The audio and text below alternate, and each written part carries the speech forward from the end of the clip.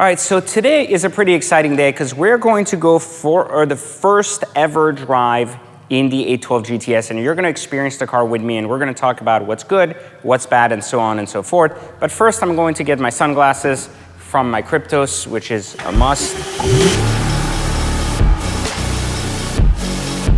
And look at this, Reggie. Here, show people this. Every time it just gets me. This headliner is just unbelievable, right?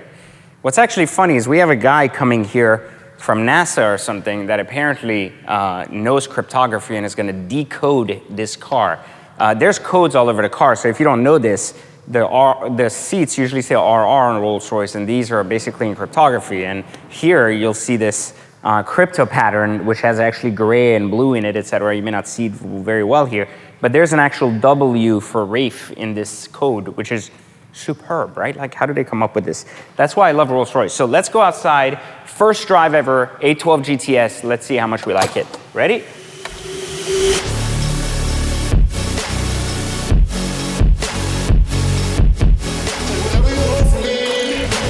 Okay, so here we are with the 812 GTS. And again, if you followed my story from last time, then you kind of understand that this car, as of now, is very pure bone stock. Nothing was done to it, just some PPF applied. Nothing else was really done to this car. There's no exhaust, there's nothing. We're going to experience the car as it comes stock. And if you followed my commentary last time, I did say that it was very basic looking and truly not what I would consider to be a work of art from Ferrari. Since they've lost the Pininfarina design, it seems that everything else is just like meh. But let's see if the experience lives up to the final V12 convertible, or so we think.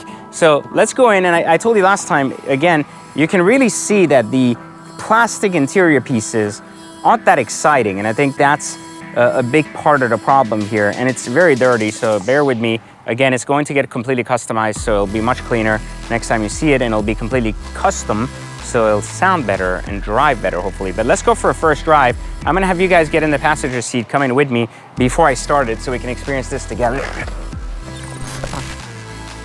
So right away here, you'll notice, like I said, we did the whole interior in carbon, which is really cool. Really cool with the white accents. Looks really beautiful, especially with some red there and there. Really brings the whole car together.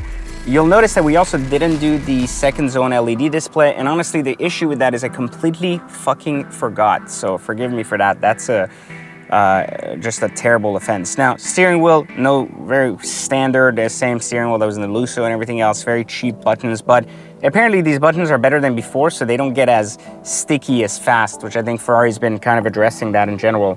Cup holder, very cheap, but again, everything kind of carries on.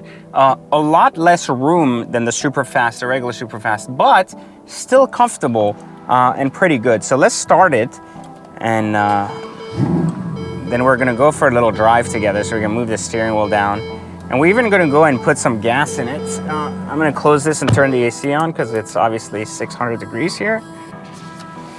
So we're gonna put this down. We are going to put the top down because otherwise what would be the point, right? That's the whole point of the GTS. So let's do that right now and see how much does the car change in dynamic. Now you can do this, which is cool, while you're driving, so we don't need to wait for it to stop to kind of get out of here and go put fuel in it, which is fine. So we're gonna do that together. And there's the roof coming down. Fantastic. And we're gonna put the windows down too because we want the real experience. And I'm gonna leave it in sport for this moment while we head to the gas station, and then we'll go to race mode and really get a feel for the car as well. I mean, you really hear the car a lot more with the top down, which is very cool compared to the regular 812. And again, I think you notice right away the noise pitch is much heavier inside the cabin because you don't really have a roof, right?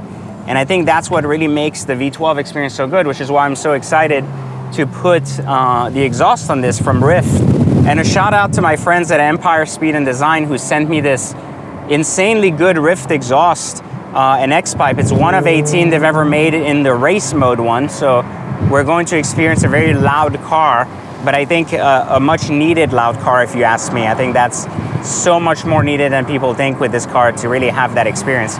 Because just listen to this, even the downshift on a factory setting is just so exciting, right? And you just kind of have to love it. There's no way around it. So I really like this. That's why I just do that. But right away, you also notice one thing that's clear here is how horrible, I mean, absolutely horrible.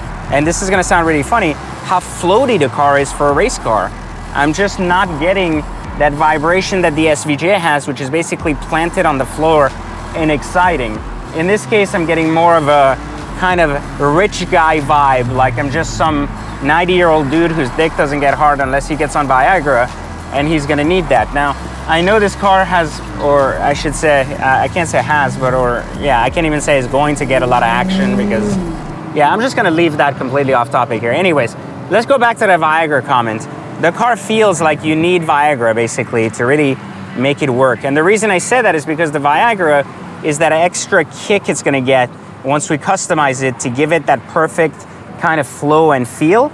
And I think that will make a very, very big difference. So here on the surface though, we notice all these things again. We're noticing here we have buttons for cameras, lifts, etc. Here the command for this side, the command here for this side. Again, very similar to an F8. You saw my review of the F8. I hated it. I thought it was complete garbage. And I think this is a lot better. I think the cockpit feel is already more exciting. And I think in general, the car itself is much better than the F8, but I'm still not sold yet on the fact that the car itself is still very high off the ground and boring from that standpoint. So not a fan so far, but not a non-believer, because I believe that with the mods, this will significantly increase the car. So let's get to the gas station, and then after that, let's put in race mode and see what I can do.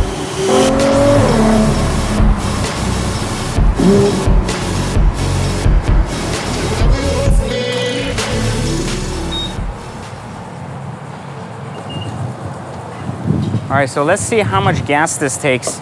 It was completely empty on the final one with zero gas in it. Let's see from start at $4.30 a gallon, how far of 90 will get us. Like how much dollar will it take? I guess somewhere around 70 bucks, or maybe a smaller tank, so maybe between 60 and $70. But we're about to find out if I'm accurate or not. But on the surface here, you'll notice that the design of the Q, just from the car sitting down with the top down, really, really pretty to look at with the white popping. So one of my favorite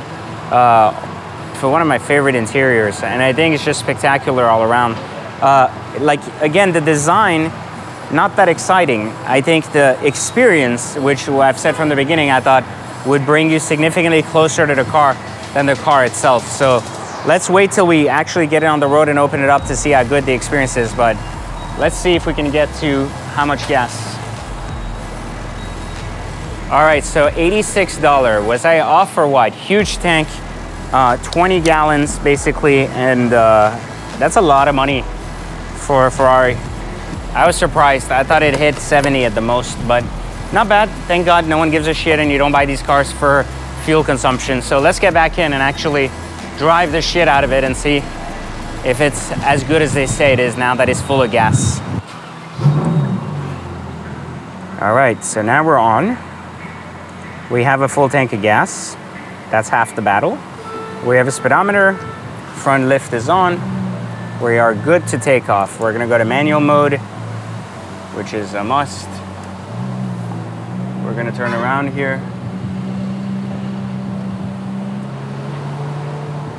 And we're gonna get out of this little gas station here and see if this car rips its asshole a new one or not.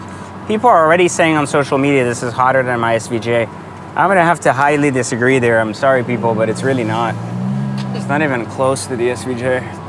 It's not exciting, it's not as close. I mean, it sounds great, even stock, which is pretty exciting in that way. Let's put the lift down now.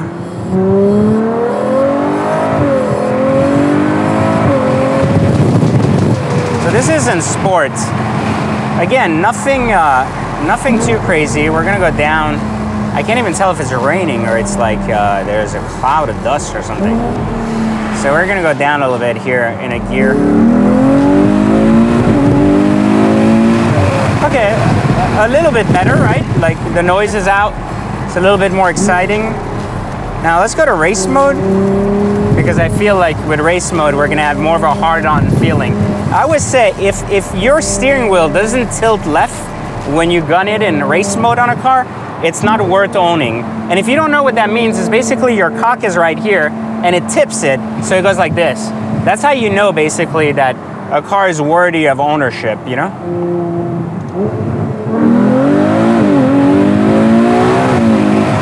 Oh yeah, way better. Like, okay, way better. And Reggie's losing his shit. He's like, that was only 2 gears. Okay, so like way better, but still the fucking noise isn't there. I don't know, man. Like, I'm not feeling it, Reggie. Like, look, listen to this. Like, it's pretty crazy. It pulls really good, but I think it's too floaty. So one, it's too floaty, which is not too exciting. And two, while it's too floaty, I don't know, it just doesn't hit, it doesn't hit that steering wheel, making you tilt it because your dick gets hard. Either that or I'm wearing very tight jeans and it's not working. But either ways, I'm just not feeling this car in a, this is the greatest thing to fucking come out of Ferrari anytime in the last 10 years. I just don't see it. I don't think it's bad though, to be fair. I think it's a very good baseline, an incredible baseline of a car. Meaning, like, I think it's a very good baseline, and I feel very white in it. Like a white guy, because, you know, I'm wearing a paddock and I'm sitting in a Ferrari and it's got white seats and there's a cloud of dust and I'm acting like nothing's hitting my face right now, but I can't see shit, but it's okay. But it's just, I don't know. Great. I mean, listen, again, one more time.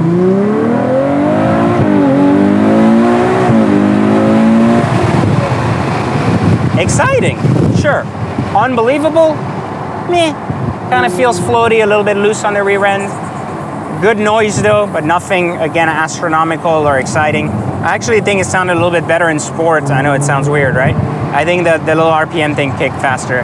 Well, I think that's my take on it for now. I can't wait to Novitec it, and I really can't wait to get a good feel for the car from like with exhaust, full logistics on, and see at that point how we feeling about it. All right, so leave me a comment. What do you think? You think it's good enough as is? Or is it gonna be much better when I Novitec and RYFT exhausted and everything else? And I guess we'll see. It's only a week away, so let's see how it all comes out. But there you have it. This is as much of an experience I'm gonna get with this car until it's back from being modified. So at least you got to feel it with me. First drive ever. Hope you enjoyed it, and I'll catch you on the next episode of Exotic Car Hacks. And of course, don't forget, I forgot to tell you. Don't forget, if you don't know how to hack cars or why it makes sense to drive this car and make 200 grand after, then click the link in the description and it will take you to my free training that will teach you how to get in and out of exotic cars, not flicking them, no Turo, none of that crap. We're not peasants. What we do is we buy cars right, we drive them, enjoy them, and when it's time to go, we knew we bought the right cars that will bring the most money. So if you want to learn that strategy, click the link and I'll catch you in the next one.